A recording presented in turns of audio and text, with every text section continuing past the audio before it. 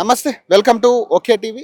అమీన్పూర్ పెద్ద చెరువుకు సంబంధించి 93 ఎకరాల్లో ఉండాల్సిన చెరువు ఈరోజు దాదాపు 450 ఎకరాలకి పాకింది. సో ఇక్కడ హైడ్రా వాళ్ళు మాట్లాడినా కూడా చెరువులు కబ్జా చేసి ఇల్లు కట్టిరని మాట్లాడుతున్నారు తప్పితే చెరువులే ఇళ్ళని కబ్జా చేస్తూ ఉన్నాయి ఈరోజు. సో ప్రస్తుతం వాళ్ళందరూ కూడా నిరసనలు తెలుపుతా ఉన్నారు ధర్నా చౌక్లో. మాట్లాడే ప్రయత్నం చేద్దాం. ఒకసారి దాని మ్యాప్ కూడా మనం చూడొచ్చు. వాళ్ళు ఆ మ్యాప్ను పట్టుకుని క్లియర్గా చెప్తా ఉన్నారు. సో మా భూములన్నీ కూడా పట్టాదారు భూములన్నీ కూడా కబ్జాకు గురైనాయి అంటూ కూడా వాళ్ళు నినాదాలు చెప్తా ఉన్నారు. సార్ మాట్లాడే ప్రయత్నం చేద్దాం. అమ్మ, ఏం జరిగింది అసలు? సార్ మేము కొన్నప్పుడు 93 ఎకర్స్ ఉండింది. ఇప్పుడు కాస్త 400 అబో 400 ఎకర్స్ చూపిస్తున్నారు. చెరువు అంతా కూడా ప్లాట్లలోకి వచ్చిందండి. అందరం కూడా కష్టపడి కొనుక్కున్న స్థలాలండి అవి.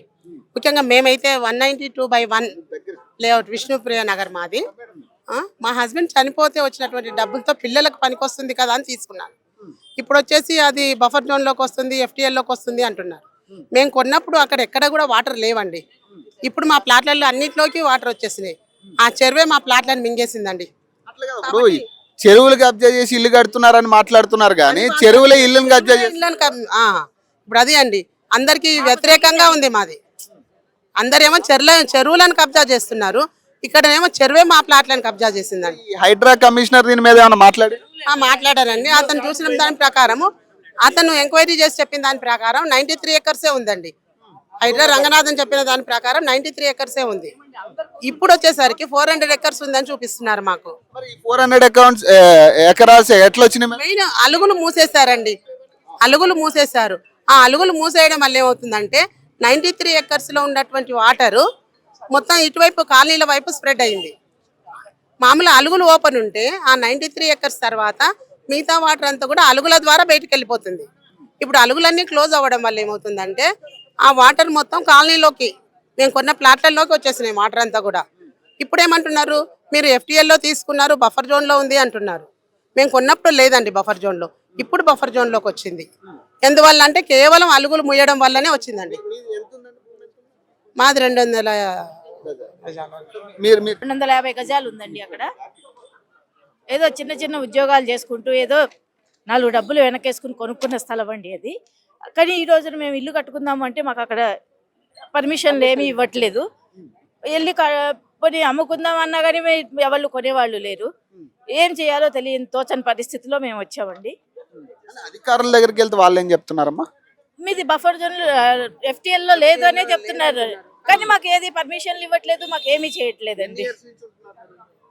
మేము 2005లో కొన్నామండి మేము అక్కడ. 20 ఏళ్ళు అవుతుంది. 20 ఏళ్ళు అయిపోతుందండి. అదే కట్టుకుందాము, ఇప్పుడు రిటైర్ అయిన తర్వాత వెళ్ళి కట్టుకుందాము అంటే మాకు వీలు కావట్లేదు. అక్కడ FTLలో ఉంది అంటున్నారు, పర్మిషన్లు ఇవ్వట్లేదు. మా ప్లాట్లు మాకు అలుగులు ఓపెన్ చేసేసి మా చెరువు కరెక్ట్ గా తీసుకొని మా ప్లాట్లు మాకు ఇచ్చేయమని కోరుతున్నాం. మేము అంత ఉంచుకొని మాకు ఇచ్చేయమని అడుగుతున్నాం. మాది 300 గజాలు మాది ఉంది. సర్వే నంబర్ 200 అండి మాది. శ్రీవాణి అసిస్టను 300 గజాలు మా బిడ్డ పేరు 2005లో కొన్నాం మేము. ఇప్పుడు ఇల్లు కట్టుకోవాలంటే అక్కడ నీళ్ళు వచ్చేసినాయి. అంతకుముందు పోయి చూస్తే 2 కిలోమీటర్ల దూరం చెరువు ఉన్నది. ఇప్పుడు చెరువు మొత్తము నీళ్ళు వచ్చేసినాయి. ఇప్పుడు ఇల్లు కట్టుకోవాలంటే ఏమీ లేదు. ఆల్రెడీ రోడ్ ఉంది, స్తంభాలు ఉన్నాయి, వైర్లు ఉన్నాయి. ఇప్పటికి కూడా నీళ్ళల్లో మునిగిపోయి ఉన్నాయి. మేము ఎట్లా కట్టుకోవాలి? అధికారులను కలిసిరావు కదా మీరు? మేము కలిసినాము, ఎన్నోసార్లు రంగనాథన్ కలిసాము. ఆయన చెప్పిండు మేము ఏదో సాల్వ్ చేస్తామన్నారు. ఇప్పుడు కూడా అది ఫైల్ సెక్రటరీలో ఉందంట. అది అయిపోతే మాకు మా నీళ్ళన్నీ అలుగు తీసేస్తే చెరువు వెళ్ళిపోతుంది. హైడ్రా కమిషనర్ అన్నిటి మీద మాట్లాడుతున్న వ్యక్తి మరి దీని మీద మాట్లాడాలి కదా? ఆయన మాట్లాడతలేడు దీని గురించి. మేము పోతే మాకేదో సమాధానం చెప్పి పంపించేస్తుండు. ఆయన మాట్లాడాలి కదా, ఆయన మాట్లాడతలేడు. చెప్తుండు పోతుండు. ఇక్కడికి పక్షులు బయటి దేశాల నుంచి అమీన్పూర్ చెరువులకు వచ్చి ఉండేటివి. ఇప్పుడు ఆ చెరువు పెద్ద పేరు కాంచిన చెరువు, అది 93 ఎకరాల పక్షులు వచ్చేది. ఇప్పుడు ఒక్క పక్షి కూడా వస్తలేదు. డ్రైనేజ్ వాటర్ ఉంటే చేపలన్నీ తిని చచ్చిపోతున్నాయి. ఇప్పుడు 93 ఎకరాలే ఉందంటుండే, మరి ఈయన ఇంకా ఎక్కువ ఉంది కదా? లేదు, ఇప్పుడు 93 ఎకరాలు ఉందనే చెప్తుండే ఆయన కూడా. మీ ప్రాబ్లం సాల్వ్ చేస్తా అని చెప్తుండు. మరి ఏ విధంగా FTL పరిధి వాళ్ళు నిర్ధారించారు ఇప్పుడు అక్కడ? ఇప్పుడు ఇరిగేషన్ డిపార్ట్మెంట్ వాళ్ళే చేస్తున్నారు సార్. ఏ డిపార్ట్మెంట్ దాంట్లో ఇంటర్ఫియర్ కావట్లేదు. వాళ్ళు ఒక్కరే 465 ఎకరాలు అని చెప్తున్నారు. మొదట ఉండేది అన్ని రికార్డ్స్ ప్రకారం 93.5 ఎకరాలే ఉన్నాయి. ఏ బేసిస్ మీద దీన్ని FTL పరిధి అనేది వాళ్ళు నిర్ధారించారు సార్ వాళ్ళు తూములన్నీ మూసేశారు. అక్కడ సైడ్ అన్ని ఇల్లు కట్టేసుకున్నారు. వెనకాల ఇదంతా బ్యాక్ వాటర్. అవి వెనక్కి మైదానం లాగా అంటే నడుచుకుంటూ వెళ్ళొచ్చు చెరువులోంచి. ఆ వాటర్ రావడం మూలాన మా ప్లాట్ల వరకు వచ్చినాయి కాబట్టి వాళ్ళు ఇప్పటిది కౌంట్ చేస్తూ 465 ఎకరాలకు వాళ్ళు డిసైడ్ చేశారు. అందులో మాకు కొన్ని 5-6 వేల ప్లాట్లు పోతున్నాయి. ఇప్పుడు మీరు వచ్చేటప్పటికి ఎన్ని ఎకరాలు ఉండే? 93.5 కరెక్ట్గా ఉండే. మాకు చాలా దూరం ఉండే వాటర్. మాకు గ్రామ పంచాయతీ రిజిస్ట్రేషన్ అయింది, LRSలు ఉన్నాయి, ఇల్లు కట్టుకోవడానికి పర్మిషన్లు ఇచ్చారు 2006లో. ఇప్పుడు వాటర్ను బట్టి వాళ్ళు డిసైడ్ చేస్తున్నారు కొత్తగా. కబ్జా మీద ఎవరైనా ఒక నిమిషం అంటే పొలిటీషియన్స్ హస్తం ఏమైనా ఉందా ఇందులో ఈ కబ్జాలకు? కేసీఆర్ వచ్చినప్పుడు 2017లో చిల్లర నీళ్లు లేకుండే మేము 2005లో కొన్నాము. 17లో పోయి చూస్తే నీళ్ళు ఎప్పటికీ మునిగే ఉంటున్నాయి. వర్షం పడినా కూడా మునిగే ఉన్నాయి. 450 ఎకరాల దాకా నీళ్లు ఉన్న 20 వెంచర్లు ముంచేసిండ్రు. 4000 ప్లాట్లు ఉన్నాయి. ఈ చెరువంతా ముంచేసిండ్రు. బయట నుంచి దేశాల నుంచి అక్కడ పక్షులు లేవు, పాములు లేవు. అంటే ఇంత ధైర్యంగా దాదాపు 350 ఎకరాలు కబ్జా చేసినట్టు ఇప్పుడు చెరువు పేరు మీద.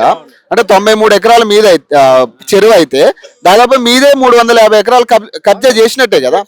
మరి ఈ కబ్జాకి వెనక్కి ఉన్నది ఎవరు అంటున్నా నేను. అంటే మీ డౌట్ ఏంటి? మాకు హైదరాబాద్ వీళ్ళు FTL అని కొత్తగా చెప్తున్నారు తప్ప మాకు మొదటి నుంచి ఏ ప్రాబ్లం లేదు అసలు.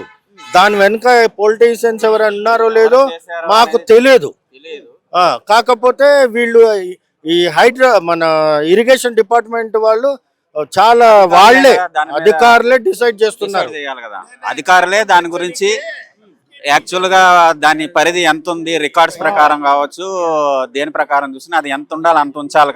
అంత ఉంచకుండా అలుగుని మూసేయడం వల్ల ఇన్ అవుతుంది, వాటర్ ఇన్ అవుతుంది కానీ అవుట్ అవ్వడం లేదు. అవుట్ అవ్వకపోవడం వల్ల నీళ్లు ప్రతి సంవత్సరం ఈ మధ్య కాలంలో భారీ వర్షాలకి ప్లస్ చుట్టుపక్కల విస్తరించేది చాలా వరకు ఫ్లాట్స్ కానీ బిల్డింగ్స్ వాటి డ్రైనేజ్ అంతా కలవడము, వర్షం పెరగడం వల్ల ఆ విస్తీర్ణం పెరుగుతూ వచ్చింది. ఏ చెరువుకైనా కానీ ఇన్లెట్ ఉంటే అవుట్లెట్ కూడా ఉండాలి. అవుట్లెట్ మూసేస్తే ఏమవుతుంది, అదంతా బ్యాక్ వాటర్ విస్తరిస్తూ ఉంటది. అలాగే చివరికి HMDలో తీసుకున్న ఇళ్లలో కూడా వాటర్ వచ్చేస్తుంది. చూడండి ఇక్కడ పైన ఉన్న ఇల్లు అండి మాది. ఇప్పుడు HMD అప్రూవ్డ్ లేఅవుట్స్ కదా ఇవన్నీ కూడా. మరి కనీసం మరి అప్రూవ్డ్ చేసినప్పుడు మరి వాళ్ళు కూడా తనఖా చేస్తారు కదా, 1-2 సార్లు వాళ్ళు చూస్తారు కదా దాన్ని. సర్వే అయితే జరుగుతుంది కదా. 2016లో కొన్నామండి. 2016లో కొన్నాం ఇల్లు. అప్పుడు ఒక నీరు చుక్క లేదు, ఏమీ లేదు. మేము అన్ని మ్యాప్స్ ప్రకారం రికార్డ్స్ ప్రకారం చూస్తే 900 మీటర్స్ దూరంలో ఉన్నాం మేము. 900 మీటర్స్ దూరంలో ఉన్నాం మేము.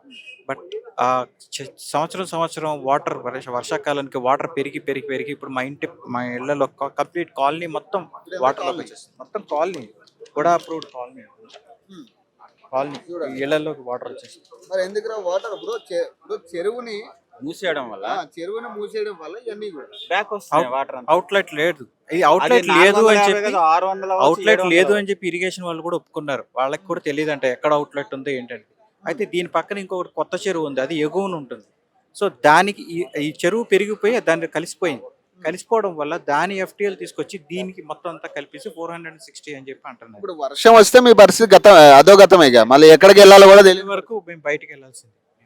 2-3 నెలల వరకు మేము అక్కడ ఉండడం. ఇంతగానో ఇప్పుడు హైడ్రా రంగనాథ్ మాట్లాడుతూ ఉన్నారు కదా, చెరువులను కబ్జా చేసి ఇల్లు కడుతున్నారని ఆయన చాలా పెద్ద మాటలు మాట్లాడుతూ ఉన్నాడు కదా. మరి ఇప్పుడు చెరువే ఇళ్ళని కబ్జా చేస్తుంది కదా, మరి దీని గురించి మరి ఆన్సర్ ఉండదు సార్.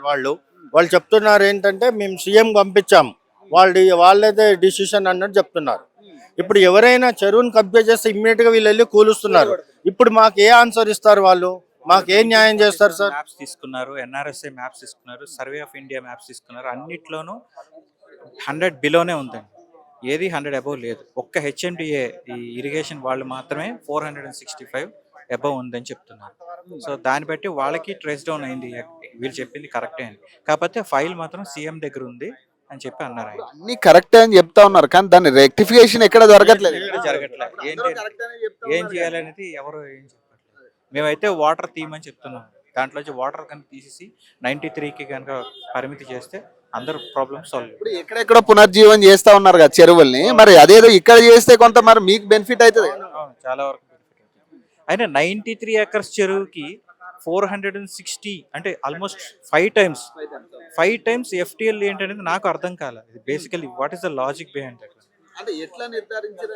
అది అర్థం కాలేదు. 93 సెకం అని చెప్పి ఇరిగేషన్ వాళ్ళు కూడా ఒప్పుకుంటున్నారు.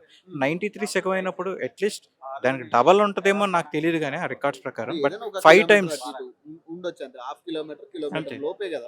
5 టైమ్స్ అంటే ఇట్స్ ఆల్మోస్ట్ 465. ఇంకా ఎక్కువే చెప్తున్నారు. ఇప్పుడు అట్లా చేసుకుంటే మనం ఫ్లాట్లనే పోతాయి కదా. ఇప్పుడు కొన్నప్పుడు మరి రిజిస్ట్రేషన్ చేసుకున్నాం, ప్రాపర్ రిజిస్ట్రేషన్ ఉంది. ఎఫ్టిఎల్ లేదన్నారు, మేము అన్ని ట్యాక్స్ HMDA కడుతున్నాం, లేఅవుట్. అన్ని కడుతున్నాం, కూడా లేఅవుట్ అన్ని. ఇంకా స్టిల్ ఇప్పుడు హెచ్ఎండి లేఅవుట్ కూడా ఇప్పుడు ఫేక్ అనే కదా. ఇప్పుడు దాని ప్రకారం ఇప్పుడు దాన్ని కూడా నమ్మొద్దనే కదా. అంతే కదా, దేన్ని నమ్మాలో మాకు అర్థం కాదు పరిస్థితి. గవర్నమెంట్ అప్రూవ్డ్ ల్యాండ్స్ నే నమ్మలేకపోతే ఇంకా ప్రజలు ఎక్కడికి వెళ్ళి కొనుక్కోవాల్సిన పరిస్థితి వస్తుంది. ఇక ఎవరు నమ్మాలి ఇప్పుడు? అదే అండి, అదే మా పరిస్థితి. దాదాపు 20 సంవత్సరాలు అవుతుందా మీరు అక్కడికి వచ్చి? 10 సంవత్సరాలు. అక్కడ 10 సంవత్సరాలు అవుతుంది. మేము తీసుకునే 10 సంవత్సరాల నుంచి మొదటిసారి ఇది ఈ ఇష్యూ మీరు, అంటే నేను ఇది వర్షాలకు సంబంధించిన ఇష్యూ మీకు రేజ్ అయింది లాస్ట్ మేము 2019 నుంచి స్టార్ట్ అయింది. ఎవ్రీ ఇయర్ ఇంతే, ఎవ్రీ ఇయర్ వర్షాకాలం అంతా మేము వాటర్లోనే ఉండాలి, లేదా మేము ఖాళీ చేసి బయటకు వెళ్ళిపోవాలి. మీకేమైనా డౌట్ ఉందా ఎందుకు దీన్ని మూవ్ చేయట్లేదు ఈ ఫైల్ అనే దాని మీద మీకేమైనా డౌట్స్? నాకేమి డౌట్స్ అయితే అసలు ఏం జరుగుతుందో ఎవరికి ఏం అర్థం కావట్లేదు. ఇన్లెట్స్ మాత్రం ఆ వర్షం టైంలో బాచుపల్లి నుంచి కంప్లీట్ పెద్ద పెద్ద నాలాలు, ఇవన్నీ ఈ నాలాల నుంచి వస్తూ ఉంటాయి. ఈ వాటర్ ఫ్లోకి ప్రెషర్కి నాలాలు కూడా పగిలిపోయి ఓవర్ఫ్లో అయిపోయి డ్రైనేజ్ కానీ ఈ కెమికల్ ఫ్యాక్టరీస్ అక్కడ చాలా ఎక్కువ. ఆ కెమికల్స్ కానీ అవన్నీ మాకు కాలనీలోకి వచ్చేస్తాయి. సో ఫైనల్గా మీరేం చెప్తారు? సార్ మేము 98లో సార్ మాకు రిజిస్టర్ అయింది. అంటే దాదాపు 27 సంవత్సరాలు 28 సంవత్సరాలు కావస్తుంది. అప్పుడు అసలు ఆ చెరువు అనేది 1 కిలోమీటర్ అవతల ఎక్కడో ఉండేది. ఈ ఎఫ్టిఎల్ వస్తుందని ఏ విషయం తెలియదు. అప్పుడు గ్రామ పంచాయతీ రిజిస్ట్రేషన్ సంగారెడ్డిలో రిజిస్టర్ చేసుకున్నాం. రీసెంట్గా ఈ 1 ఇయర్ నుండే ఇవన్నీ ప్రాబ్లమ్స్ వస్తున్నాయి. మేము సర్వే నెంబర్ 192/1 మాది చెరువుకి ఎడ్జ్లో ఉంటుంది. దాంట్లో కూడా మార్కింగ్ చేస్తారు. ఎఫ్టిఎల్ బఫర్ జోన్లో కొన్ని ప్లాట్లు పోతున్నాయి. మీకు ఏమైనా డౌట్ ఉందా? అంటే బేసిక్ ఇప్పుడు 300 ఎకరాలు కబ్జా పెట్టడం అంటే ఒకళ్ళ వల్ల అయితే అధికారులు చేసే పరిస్థితి అయితే కాదు ఇది. కాదు సార్. అయితే వాళ్ళు ఎవరి బెనిఫిట్ కోసం చేస్తున్నారో కానీ ఇరిగేషన్ డిపార్ట్మెంట్ ఇదంతా చేస్తుంది ఇప్పుడు ప్రస్తుతం. ఇప్పుడు హైడ్రా రంగనాథ్ గారు కూడా వచ్చి చూసి మీ తప్పు లేదు, మీది మేము చేస్తాము ఏదో విధంగా అని చెప్పాము, మాట ఇచ్చారు. కానీ అది లాస్ట్ డిసెంబర్, ఇప్పుడు డిసెంబర్ 1 ఇయర్ అయింది, ఇప్పటి వరకు ఏం చేయలేదు వాళ్ళు. వీళ్ళు ఇరిగేషన్ వాళ్ళు అన్నిటి మీద పట్టించుకుంటున్నారు కదా. ఇప్పుడు ఏదైనా ఇప్పుడు అక్రమంగా ఇల్లు కట్టిరంటే కూలగొడుతారు కదా. కొడుతున్నారు. మాకు కూడా అన్యాయం జరిగింది కదా సార్, మాకు కూడా ఏదో న్యాయం చేయాలి కదా. ఆ బాధ్యత వాళ్ళదే. వాళ్ళు ఏం చేయట్లేదు, గమ్మునున్నారు. ఇప్పుడు సీఎం దగ్గర ఉందంటున్నారు. ఇప్పుడు రేవంత్ రెడ్డి గారు మన సీఎం గారు ఏం చేస్తారో మాకు న్యాయం చేయాలని మేము ప్రార్థిస్తున్నాం. ఎందుకు ఆ ఫైల్ ఇంకా మూవ్ అవ్వకపోవడానికి రీజన్ మీరేం చెప్తారు? నేనైతే 2004లో తీసుకున్నా సార్ ప్లాటు. Survey number 202, 203. అప్పటి నుంచి ఇప్పటి వరకు మేము చాలాసార్లు చూసాము, పోయినాము. మళ్ళీ రంగనాథ్ సార్ దగ్గర పోయి కలిసినాము. మీకు న్యాయం చేస్తామని చెప్తున్నారు వాళ్ళు. ఇంతవరకు అయితే న్యాయం అయితే ఏం జరగడం లేదు సార్. మేము వాటర్ చూసినప్పుడల్లా మేము అక్కడ పోయి కన్నీళ్ళు తప్ప ఇంకా వేరేది ఏం లేదు. మాకు చాలా బాధలో ఉన్నాము. కనీసం అన్న 2004 నుంచి అంటే ఇప్పుడు 2025 వచ్చేసి అయిపోయింది కదా. మొత్తానికి 25 ఇయర్స్ అవుతుంది. 25 రన్నింగ్ ఆల్రెడీ రన్నింగ్ నడుస్తుంది. కానీ మాకైతే న్యాయం అయితే జరగడం లేదు సార్. పోవడం చూసుకోవడం తప్ప కాగితాలు చూసుకుంటున్నాం కానీ మేమైతే ప్లాట్ అయితే చూడలేకపోతున్నాం. మొత్తం వాటరే. అక్కడ పోయి చూస్తే వాటర్, మేము తీసుకున్నప్పుడు వాటర్ లాస్ట్కు ఉండేది. ఇప్పుడు మాత్రం చూస్తే వాటర్ మొత్తం ప్లాట్ మొత్తం వాటరే. ఇప్పుడైతే ఏం లేదు సార్. వాళ్ళు దయచేసి మాకు న్యాయం చేస్తారని చూస్తున్నాం తప్ప ఇంకా వేరేది ఏం లేదు. చాలాసార్లు కలిసాం. సో ఇది పరిస్థితి. చూడవచ్చు ఫ్లాట్ ఓనర్స్ అందరూ కూడా రావడం జరిగింది. ఎందుకంటే దాదాపు 93 ఎకరాలకు సంబంధించిన చెరువుని దాదాపు 300 ఎకరాలు కబ్జాకు గురైన పరిస్థితి. సో ఒక్కసారి చూడొచ్చు వాళ్ళందరూ కూడా నిరసన తెలిపే పరిస్థితి కనపడతా ఉంది. హైడ్రా రంగనాథ్ అన్నిటి మీద స్పందిస్తున్న హైడ్రా రంగనాథ్ కనీసం దీని మీద మాట్లాడే పరిస్థితి కూడా లేదు ఇప్పుడు. ఎందుకంటే దాదాపు 300 ఎకరాల కబ్జా అంటే మాటలు కాదు. ఎందుకంటే దాదాపు ఇక్కడ ఉన్న ఇళ్ళకి సంబంధించి వీళ్ళందరూ కూడా కష్టపడి కట్టుకున్న ఇల్లు, అవన్నీ కూడా కష్టపడి కొనుక్కున్న ఇల్లు. దీనికి సంబంధించి చూడొచ్చు వాళ్ళందరూ కూడా ఒకసారిగా మాట్లాడతారా అంటే ఒకటి అంటే 350 ఎకరాల కబ్జా అనేది ఇప్పుడు ఇదంతా కూడా చెరువు చేసిన పెద్ద చెరువుకు సంబంధించిన 93 ఎకరాలు ఉండాల్సిన చెరువు ఇప్పుడు దాదాపు 460 ఎకరాలు ఉంది. దాదాపు 350 ఎకరాలు కబ్జా జరిగినట్టే కదా మీకు సంబంధించిన. మరి అసలు ఎందుకు అంటే దీన్ని 350 ఎకరాలు కబ్జా జరిగిన మరి రంగనాథ్ ఎందుకు మాట్లాడలేదు? Already mister Ranganath sir investigation అతను సార్ ఏమో ఇన్వెస్టిగేషన్ చేసి రిపోర్ట్లు తీసుకున్నారు. Survey of India, irrigation department, అందరు డిపార్ట్మెంట్కి వెళ్ళి తీసుకునే రిపోర్ట్లు సీఎం దగ్గరికి సబ్మిట్ చేస్తున్నాం, సీఎం ఆఫీస్కి. ఇచ్చిరా రంగనాథ్కి ఇచ్చిరా? ఆల్రెడీ మేము వెళ్ళినాం, అక్కడ కోడ్ కూడా ఇచ్చిండ్రు, సార్ హామీ ఇచ్చిండ్రు. మొత్తం ఆఫీస్లోకి వెళ్ళి, గవర్నమెంట్ ఆఫీస్లోకి వెళ్ళి రిపోర్ట్ తీసుకొని అది సబ్మిట్ చేస్తుండ్రు సీఎం ఆఫీస్కి. దానికి క్లియర్ చెరువులు కబ్జా చేసి ఇల్లు కడితేనేమో కూల్చుతున్నారు కదా, మరి వీటి మీద ఇమీడియట్ రియాక్షన్ ఎందుకు రావట్లేదు? అది ఆఫీసుల ద్వారా క్లియారిటీ కావాలి. ప్రతి ఆఫీసులోకి వెళ్ళి మొత్తం ఇన్వెస్టిగేషన్ అయ్యి క్లియరెన్స్ రావాలని వెయిట్ చేస్తున్నాం. దాని గురించి ఒకసారి మీరు చెప్పండి అంటే ఏం జరుగుతా ఉంది? ఇప్పుడు 93 ఎకరాలు ఉండాల్సిన చెరువు మీరు కొన్నప్పుడు 93 ఎకరాలు 450 అంటే 5 టైమ్స్ అవటం ఎలా అయిందంటే, ఒక చెరువుకు అలుగులు స్లూయిస్ ఉంటాయి, అవి 10 సంవత్సరాల నుంచి మూసివేశారు. ఇది ఒక పెద్ద క్రిమినల్ యాక్ట్. ముందు ఉన్న నాళాలు కూడా అవి ఏ పొజిషన్ ఉండేయో ఎవడో ఆక్యుపై చేసాడో తెలీదు.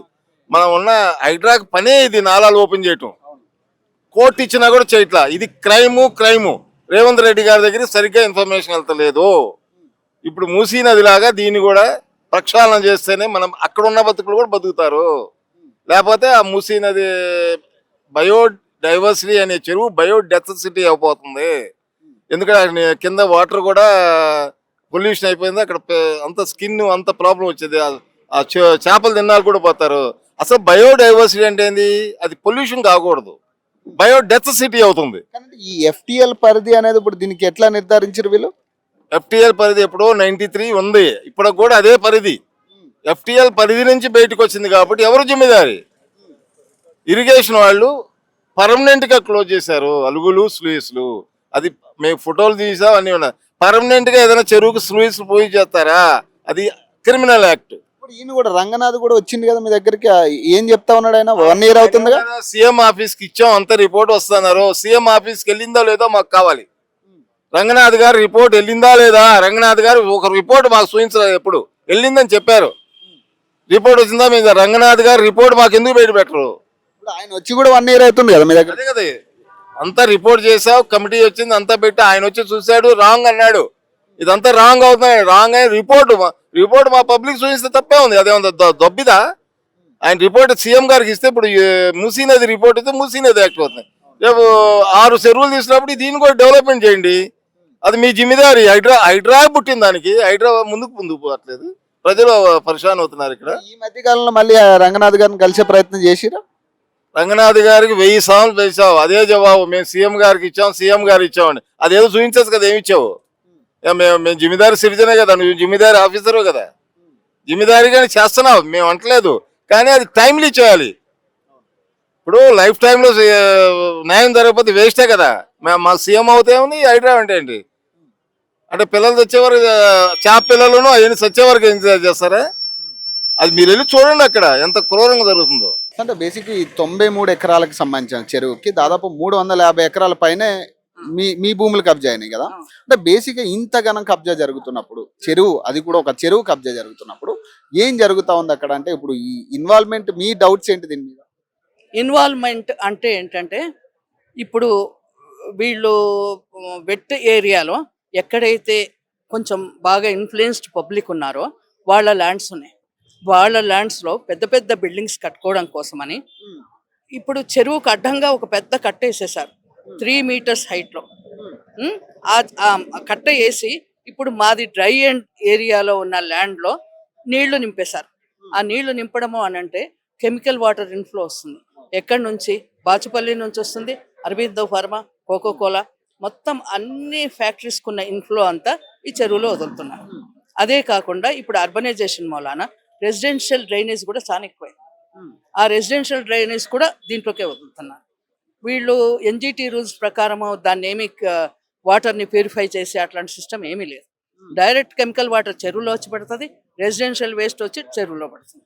కానీ ఏది కూడా మళ్ళీ దాన్ని వాటర్ ప్యూరిఫికేషన్ కానీ ఎట్లాంటి సిస్టమ్స్ ఏం ఫిల్టరింగ్ సిస్టమ్స్ లేవు.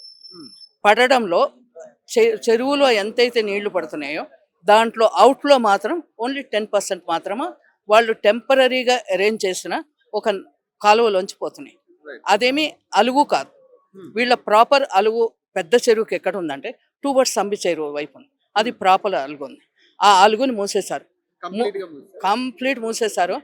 అలుగు మీద ఇళ్ళున్నాయి, నాలాల మీద ఇళ్ళున్నాయి, చెరువులో కూడా ఇళ్ళు ఉన్నాయి. కానీ వాటిని టచ్ చేయట్లే. ఇప్పుడు అసలు వాటిని టచ్ చేయాలి. అసలు యాక్చువల్ గా వీళ్ళు టచ్ చేయాల్సింది వాటిని. ఇప్పుడు ఏదైతే అలుగుల మీద ఉన్నా గానీ చెరువులు కబ్జా చేసిందని టచ్ చేయాలి. వాళ్ళందరూ ఇన్ఫ్లుయెన్స్ ఉన్న వాళ్ళం, మేమంతా బీదవాళ్ళం అండి. వాళ్ళంతా బిగ్స్ షార్ట్స్ అన్నమాట సొసైటీలో. వాళ్ళు అందుకే అలుగు మీద ఇల్లు కట్టుకున్నా నడుస్తుంది, నాలాల మీద ఇల్లు కట్టుకున్నా నడుస్తుంది, చెరువులో ఇల్లు కట్టుకున్నా వాళ్ళకి నడుస్తుంది. కానీ మేము ప్లాట్స్ అన్ని కూడా అందరూ 200 యాడ్స్ అందరి కూడా మామూలుగా రిటైర్మెంట్ ఫండ్స్ అవి ఇవి కొట్టుకున్న అందరూ ఎవరు కూడా ఫైనాన్షియల్గా సౌండ్ లేరు ఇక్కడ ఎవరు. కాబట్టి ఎవరికి కూడా పొలిటికల్ ఇన్ఫ్లుయెన్స్ కూడా లేదు. మా అందరు నోర్లు మూసేస్తున్నారు. ఇప్పుడు ఈ పెద్ద బండు కట్టాక ఏం చేశారు, ఎక్కడైతే వెట్ ల్యాండ్లో ఉన్నాయో అక్కడ పెద్ద పెద్ద బిల్డింగ్స్ వస్తున్నాయి. వాళ్ళు 44 ఫ్లోర్స్కు ఒక బిల్డింగ్ కడుతుంటే మేలో ఎండాకాలంలో మనం నుంచున్న ఎండిపోయే టైంలో అక్కడ ఇంకా నీళ్లు ఊరుతూనే ఉన్నాయి. దాంట్లో కూడా 44 పెద్ద పెద్ద బిల్డింగ్స్ కడుతున్నారు. 4 ఫ్లోర్స్ అండర్ గ్రౌండ్ కడుతున్నారు, 40 ఫ్లోర్స్ పైకి కడుతున్నారు. ఇన్ని కడుతున్నారు. కానీ అక్కడ 1000 ఇళ్ళు ఇల్లీగల్ కన్స్ట్రక్షన్స్ ఉన్నాయని మున్సిపల్ కమిషనరే సుజాత మేడం ఉన్నప్పుడు 1000-1200 ఇల్లీగల్ కన్స్ట్రక్షన్స్ ఉన్నాయని ప్రెస్ మీట్లో ఎన్జిటి కూడా చెప్పింది. ప్రెస్ మీట్లో కూడా ఇచ్చారు వాళ్ళు. కానీ వాళ్ళు ఎవ్వరి మీద యాక్షన్ తీసుకోరండి వీళ్ళు. ఎందుకంటే బండ్ ఎందుకు వాళ్ళు కట్టారంటే ఇప్పుడు కొత్త చెరువును ఒక పెద్ద చెరువు రెండు ఉన్నాయి. 1550లో కూలీ కుతుబ్ షా చెరువులు కట్టినప్పుడు ఏం చేశాడంటే 2 చెరువుల్ని కట్టాడు. ఒకటి పెద్ద చెరువు, ఒకటి కొత్త చెరువు. ఆ కొత్త చెరువు అన్న కుంటను ఎందుకు కట్టారంటే యాజ్ అండ్ వెన్ ఎప్పుడన్నా హెవీ రెయిన్స్ వచ్చినప్పుడు ఈ చెరువు నిండిపోయింది అనుకోండి, నిండిపోతే పబ్లిక్ సేవ్ అవుతారు, ఊర్లు మునిగిపోకుండా ఉండడానికి దాని పక్కన ఇంకో కొత్త చెరువును కూడా కట్టారు. ఒక చెరువుకి FTL పరిధి అనేది ఒక 200 మీటర్ల లేదా ఒక 500 మీటర్ల లోపు మనం యాక్చువల్లీ వాళ్ళ పరిధి తీసుకోవాల్సింది ఒక కట్ట అనేది. మరి ఇప్పుడు మీది చూసుకుంటే దాదాపు చాలా దూరంలో ఉన్న ఇల్లులు కదా ఇవన్నీ కూడా. చాలా వాళ్ళు అట్లా చేసేసారండి. ఎట్లా నిర్ధారించారు దీన్ని FTL అని? ఎట్లా చేశారని ఇప్పుడు చెప్తున్నా నేను. 2 చెరువులు కూడా ముందు కన్స్ట్రక్షన్ 1550 నుంచి కూడా 2 వేరే వేరే ఐడీస్ ఉన్నాయి. ఈ పెద్ద చెరువు ఐడి 1200/33, కొత్త చెరువు ఐడి 1200/34. ఈ 1997లో వాటర్ బాడీస్ ఏదో మీటింగ్ అయినప్పుడు కూడా వాళ్ళు ఇదే క్లియర్గానే పెట్టుకున్నారు. సడన్గా 2013లో ఎప్పుడైతే ఆర్వీ కన్స్ట్రక్షన్స్కి మేము చెరువులన్నిటికీ ఏదో FTL నిర్ణయించడానికి ఇచ్చామో అన్నప్పటి నుంచి 2013 నుంచి ఈ గొడవలన్నీ స్టార్ట్ అయ్యాయి. 2017లో మిషన్ కాకతీయలో వాళ్ళు కొన్ని 100 కోట్లు ఎన్నో శాంక్షన్ చేసుకొని ఈ పెద్ద బండ్ కట్టారు 3 feet హైట్లో. ఎందుకంటే వాళ్ళకు కన్వీనియంట్గా ఉండడం కోసం వాళ్ళు కట్టుకున్నారు. ఎక్కడైతే వాళ్ళ ల్యాండ్స్ ఉన్నాయో ఆ ల్యాండ్స్ని ప్రొటెక్ట్ చేసుకోవడానికని ఈ పెద్ద 3 meters చాలా పెద్ద కట్టేసి ఆ కొత్త చెరువు ఉన్న దాని రూపురేఖల్ని కూడా ఆల్మోస్ట్ మార్చేశారు. మేము ఇప్పుడు ఏం అడిగామో గవర్నమెంట్ సర్వే చేయండి అంటే చేయరు. చేసి 2 దానికి కూడా FTLని నిర్ధారణ చేసేటప్పుడు ఇప్పుడు కొత్త చెరువుకి మా పెద్ద చెరువుకని 93 acres ప్లస్ అసైన్ ల్యాండ్ ఉంది 196లో 201 దాంట్లో 24 acres ఉంది. ఈ 24 ఈ 93 మాత్రమే పెద్ద చెరువుకు FTL అని దాంట్లో జాయింట్ ఇన్స్పెక్షన్ 2017లో కూడా రాశారు. మెమరీస్ ఆఫ్ లేక్ ప్రకారం కూడా 93నే. మళ్ళా ఆఖరికి ఇరిగేషన్ మసూదన్ రెడ్డి గారు రిటైర్ వెళ్ళిపోయేటప్పుడు కూడా ఒక నోట్ ఎవరికో కింద పైన ఆఫీసర్స్కి ఇచ్చిన దాంట్లో కూడా ఆయన అదే చెప్పాడు. మరి ఇప్పుడు ఈ రంగనాథ్ కూడా అదే చెప్తున్నాడు కదా. ఇప్పుడు రంగనాథ్ కూడా మీ తప్పు లేదనే కదా చెప్తుంది కదా. మరి ఈయన మరి అయినా కానీ మాకు కదులుతలేదు. ఎందుకంటే మేము బీదవాళ్ళం కదా. చెప్తున్నాను, మేమేం చేయలేకపోతున్నాం అంతే. దానికి ఏం రీజన్ లేదు. ఇప్పుడు రాజకీయంగా ఆపుతున్నట్టు అది, లేకపోతే ఎట్లా అదే అనుకోవాలి. ఎందుకంటే నాలాలు కబ్జా చేసిన వాళ్ళు నేను చెయ్యను, మీరు చేయరు. అలుగులు కబ్జా చేసిన వాళ్ళు మనం ఇప్పుడు లైవ్ లో ఏంటంటే as on today Google maps ప్రకారము లేక్ ఆక్యుపైడ్ నీళ్ళు ఎన్ని ఉన్నాయంటే 350 acres ఉన్నాయి. వాళ్ళు కోర్టుకి 450 అని సబ్మిట్ చేశారు. అంటే ఏంటి, నీళ్లు వాటర్ స్ప్రెడ్ ఏరియా ఎంత ఉందో దానికి ఇంకా చాలా దూరం వరకు కూడా బఫర్ జోనే అని చెప్తున్నారు. ఆ బఫర్ జోన్లో పెద్ద పెద్ద బిల్డింగ్స్ ఉన్నాయి. అదేంటి కష్టపడి కట్టుకున్న వాళ్ళ ఏం కూలగొడతామని అస్తమాను నోటీసులు ఇస్తారు. మున్సిపల్ కమిషనర్లు ఎన్జిటికి రిపోర్ట్ చేసిన దాంట్లో ఈ 1000-1200 ఉన్నాయి ఇల్లీగల్ కన్స్ట్రక్షన్స్ అన్నదానికి వాళ్ళ జోలికి పోరేవారు.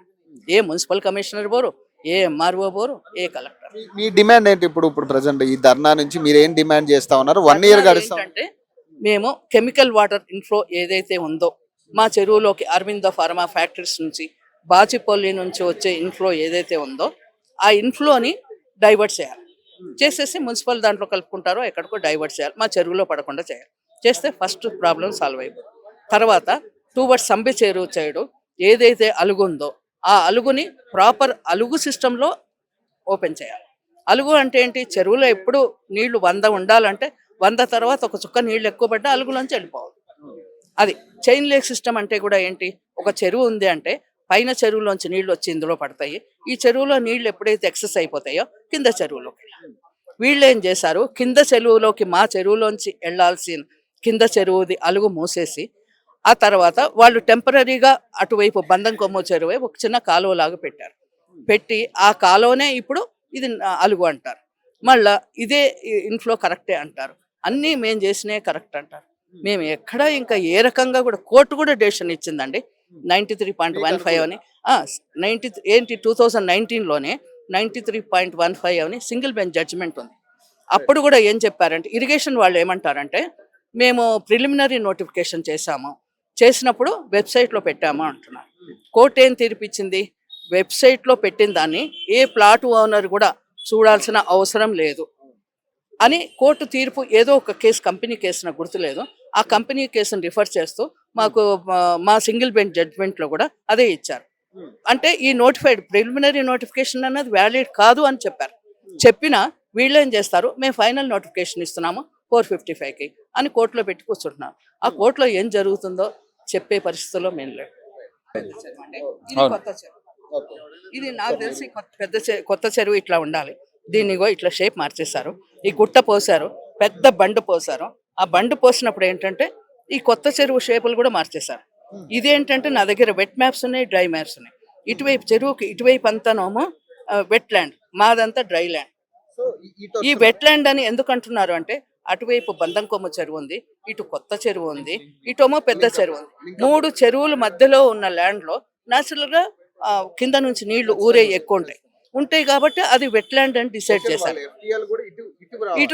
ఇటు రావాల్సిన FTL ని వాళ్ళు ఇటు చూపిస్తున్నారు. ఇక్కడ వరకు మొత్తం తీసుకెళ్ళారు. చెరువు 100 ఉంటే దాని FTL దానికి కొన్ని పారామీటర్స్ ఉంటాయి. దాని ప్రకారం 10, 20, 30 ఉంటాయి. కానీ 90 ఎకరాల చెరువుకి 400 ఎకరాల FTL ఉంటుందా? 10 ఎకరాల చెరువుకి 400 ఎకరాలు అంటే వాళ్ళు ఏం రాసుకుంటే అది వేదం అయిపోతుంది. అడగడానికి ఎవ్వరు ఇక్కడ న్యాయం అడగడానికి ఎవ్వరు లేరు.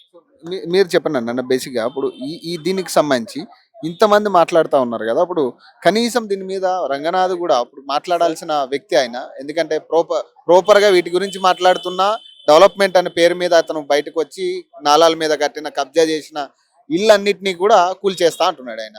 ఇప్పుడు వీటి పరిస్థితి ఏంటి సార్? యాక్చువల్గా రంగనాథ్ సార్ రానంత వరకు కూడా ఈ చెరువుని మేము కనీసం మాట్లాడే అవకాశాలు కూడా ఇవ్వలేదు. రంగనాథ్ సార్ రానంత వరకు కూడా. రంగనాథ్ సార్ రావడం వల్లనే మా వాయిస్ అనేది బయటికి పోయింది. ఆయన ఇచ్చిన నమ్మకంతో మాలో అందరికీ కొంచెం ఆశ పెరిగింది.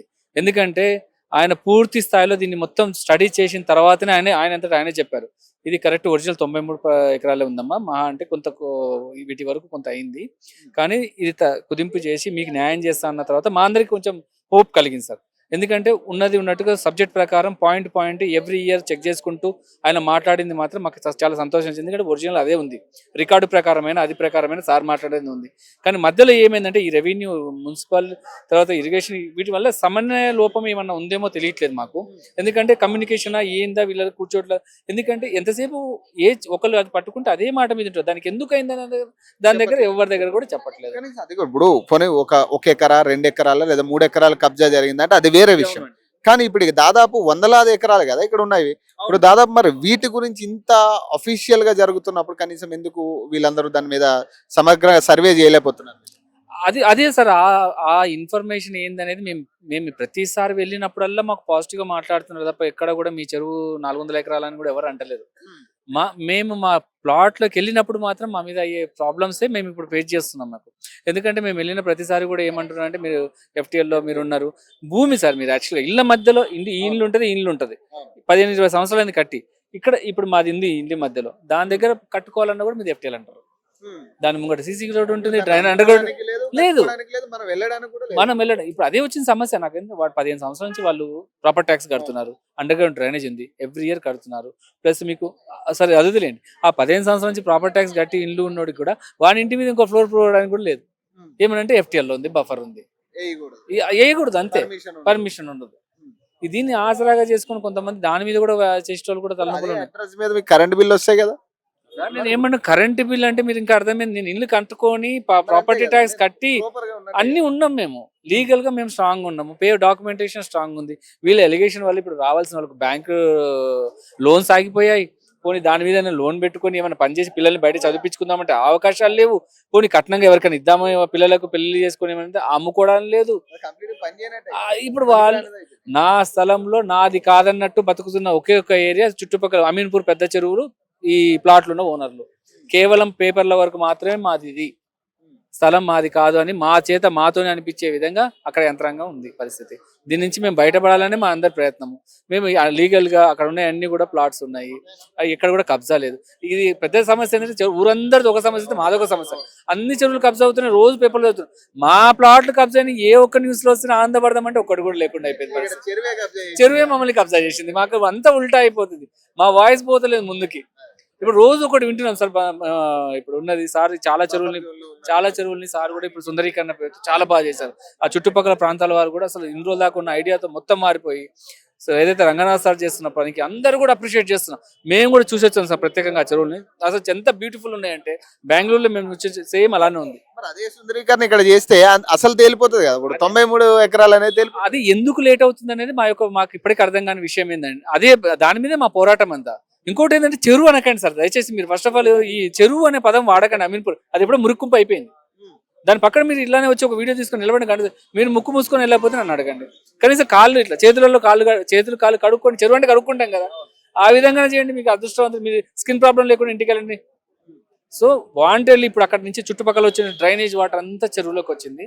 అది ఇప్పుడు మురికి కుంప, చెరువు అనగొద్దు. దాంట్లో ఇప్పుడు చేపలు పెట్టి అమ్ముతున్న వాళ్ళకి ఎన్ని రోగాలు వస్తాయి మాకు అర్థం కావట్లేదు. ఆ ఏరియాలో ఉన్న ఎవరు కూడా అక్కడ ఉన్న ఒక చేపలు ముట్టుకోరండి. అవి ఎక్కడ బయటికి పోయి ఎక్కడి నుంచి ఎక్కడ స్ప్రెడ్ అవుతుందో, ఎన్ని హెల్త్ ఇష్యూస్ వస్తుందో తెలియట్లేదు. గవర్నమెంట్ వీటి మీద కూడా దృష్టి పెట్టాలి సార్. చాలా విషయాలు ఉన్నాయి అక్కడ జరుగుతున్నాయి. దయచేసి మీ ద్వారా పై వరకు తీసుకెళ్తారని నమ్మకం ఉంది మాకు. అందుకని మేము ఇక్కడ ఇంత లేట్ అయినా సరే అందరం వచ్చి ఇక్కడ కూర్చొని మా ప్రాబ్లమ్స్ మేము అందరం కూడా మీ దృష్టికి తీసుకొస్తున్నాం. ఖచ్చితంగా మేము కూడా వాస్తవంలో కూడా మనం మాట్లాడదాం. ఎందుకంటే ఇది కేవలం ఇక్కడతో మాట్లాడేది కాదు, అవసరమైతే మనం గ్రౌండ్ లోకి వచ్చి కూడా మా తరపు నుంచి మేము గ్రౌండ్ లోకి వచ్చి కూడా మనం మాట్లాడదాం. ఇప్పటి వరకు మీ మీడియా పెద్దలు చాలా మంది వచ్చి అక్కడ వీడియో బయట తీసుకున్నారు, మా సమస్యలు కూడా విన్నారు. రంగనాథ్ సార్ తీసుకపోవడం వల్ల మాకు చాలా వరకు ప్రాబ్లమ్స్ మీ ద్వారా చాలా వరకు మేము అంటే మా సమస్య హైలైట్ అయింది, కానీ లేట్ అవుతుంది. ఇప్పుడు హైలైట్ అయింది కానీ లేట్ అవుతుంది. అది ఎందుకు అవుతుందో అర్థం కావట్లేదు. కొంచెం మాకు ఈ లేట్ వల్ల చాలా మందికి ఒక కన్ఫ్యూజన్ వాతావరణం ఏర్పడుతుంది. అవుతుందా అవ్వదా, ఇప్పటికే 70 సంవత్సరాలు 80 సంవత్సరాలు వచ్చినాయి, మేము ముందుకు వెళ్తామా లేదా అనేది ఒక కన్ఫ్యూజన్ లో ఉంది సార్. అది కొంత దాని నుంచి బయటపడాలనుకుంటున్నాం. మీరేం చెప్పాలనుకున్నారు? చెప్పండి, ఏదన్నా మీరేం చెప్పాలి సార్? ఉండే దాంట్లో అక్కడ ఉండేది టోటల్గా మురికి వాటర్ వస్తుంది. కొన్ని ఎత్తు ప్రాంతం ఉండే దాంట్లో ఏదైనా కట్టుకుంటామంటే దానికి ఛాన్స్ ఇవ్వట్లేదు. ఉండే ప్లాట్లన్నా లోపల ఉన్నాయి, మాకు బయట పడేస్తారేమని 2 ఇయర్స్ అయింది. అంటే ఎక్కువ, అంతకుముందు తక్కువ ఉండేది. ఈ మధ్య మేము అందరం కలిసి ఎక్కువ తిరుగుతున్నాము. తిరిగినప్పుడల్లా మాకు రంగనాథ్ సార్ మేము చెరువు కట్ట మీద ధర్నా చేసినప్పుడు అప్పుడు కూడా అన్నారు, మీకు 3 నెలల్లో నేను తప్పకుండా న్యాయం చేస్తామని చెప్పి. దాని తర్వాత నెల రోజుల్లోనే అక్కడ ఉండే హెడ్ అశోక్ సార్ అని వచ్చారు హైడ్రా నుంచి. తను అన్నారు, ఎక్కడి నుంచి మనం వాటర్ తీస్తే బాగుంటుంది అని చెప్పి వచ్చి ఇక్కడ అలుగు దగ్గర కింద చిన్న అలుగు దగ్గర నుంచి చూశారు. తప్పకుండా న్యాయం చేస్తాము, అట్లా ఇబ్బంది లేదన్నారు. ప్రతిసారి ఇలా చెప్పడం, ఇలా ఆగిపోవడం వల్ల మాకు ఉండే రోజులకి, అంటే ఉండే పెద్ద మనుషులకి, చిన్నపిల్లలకి ఎవరికి ఏ ధైర్యం కూడా సరిపోకుండా. ల్యాండ్ అనేది ఎందుకు పనికిరాని ల్యాండ్ లాగా పరిగణలోకి వచ్చినట్టే కదా ఇప్పుడు అనేది. ఇప్పుడు వాళ్ళు చెప్పేదాని ప్రకారం ఇప్పుడు కనీసం మీరు దాన్ని అమ్మాలన్నా లేకపోతే ఎవరికైనా ఇవ్వాలన్నా, మీరు ఏదైనా చేసుకోవాలన్నా కూడా ఇందాక ఆయన చెప్పినట్టు. అవును, చేసుకుందామంటే ఇప్పుడు కొన్ని చోట్ల ఏదన్నా ఇంత మట్టి ఇద్దామంటే ఎవరన్నా తిక్కోళ్ళు ఎవరు వచ్చి ఏదో కంప్లైంట్. మేము ఈ ధర్నా చేయబట్టి గట్టిగా చేయబట్టి కూడా 2 ఏళ్ళు అయిపోతుంది. ఖచ్చితంగా మాకు న్యాయం జరుగుతుంది. ఈ గవర్నమెంట్ మాకు అండగా ఉంటుందనే ఆశ మా అందరికీ, మా కోరిక అది. అది పరిస్థితి. ఏదైతే మా ల్యాండ్స్ లో మాది కాదన్నట్టుగానే మేము బతకాల్సిన పరిస్థితి ఉంది. ఖచ్చితంగా దీని మీద ఎందుకు ప్రభుత్వం డిలే చేస్తుంది అనేది వీళ్ళ ప్రధాన క్వశ్చన్ అదే వినపడతా ఉంది. ఎందుకు దీని మీద డిలే జరుగుతా ఉంది? అన్ని సుందరీకరణలు చేస్తున్నట్టు దీన్ని కూడా సుందరీకరిస్తే దాని వ్యవధి అనేది 93 ఎకరాల చెరువు అనేది వ్యవధి తేలిపోతుంది కదా. బఫర్ జోన్ ఎట్లా నిర్ధారిస్తా ఉన్నారు అనేది వీళ్ళు అడుగుతున్న ప్రధాన క్వశ్చన్. సో దీని మీద మరి అధికారులు ఎందుకు స్పందించట్లేదు? ఇది క్వశ్చన్. సో ఖచ్చితంగా దీన్ని అధికారులు స్పందించాల్సిన అవసరం ఉంది. కనీసం రంగనాథ్ గారు అన్ని విషయాల మీద మాట్లాడుతున్న రంగనాథ్కి ఖచ్చితంగా ఇది ఒక సవాల్ అనే చెప్పుకోవచ్చు. సో మరిన్ని అప్డేట్స్ కోసం చూస్తూనే ఉండండి. ఓకే.